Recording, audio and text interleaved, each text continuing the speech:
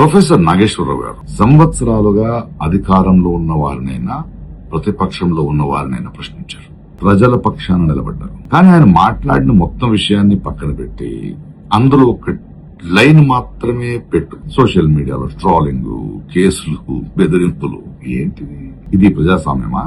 లేక మా నాయకుడిని ప్రశ్నిస్తే నాశనం చేస్తాను అనే రాజకీయ గుండాయిజమా? మీకు నిజంగా ఒక్క మాట తప్పనిపిస్తే దానికి ఆధారాలు అడగండి, రాజకీయంగా కౌంటర్ ఇవ్వండి. కానీ వ్యక్తిత్వం హత్య చేయడం, సోషల్ మీడియాలో అవమానించడం, కేసులతో భయపెట్టడం, ఇదేనా మీరు చెప్పే కొత్త రాజకీయ సంస్కృతి? నాగేశ్వరరావు గారు చంద్రబాబు గారిని ప్రశ్నించారు, పవన్ కళ్యాణ్ గారిని ప్రశ్నించారు, కేసీఆర్ గారిని ప్రశ్నించారు, జగన్ గారిని ప్రశ్నించారు, రేవంత్ రెడ్డి గారిని ప్రశ్నించారు, బీజేపీని ప్రశ్నలు అడిగారు. అప్పుడు ఆయన నిజాయితీ మీకు గుర్తుకు రాలేదా? ఇప్పుడు ఒక మాట మీకు నచ్చలేదని ఆయన మీద యుద్ధం ప్రకటించడం ద్వంద్వ వైఖరి కాదా?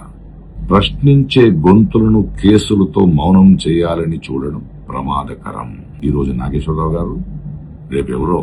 ఇంకో విషయం, ప్రస్తుత రాజకీయ పరిస్థితుల్లో ఏ పార్టీ ఎవరితో పొత్తు పెట్టుకున్నారు, ఎవరు పట్టులో ఉన్నారని అందరికీ అన్నీ తెలుసు. So please stop this nonsense and behave your shelves.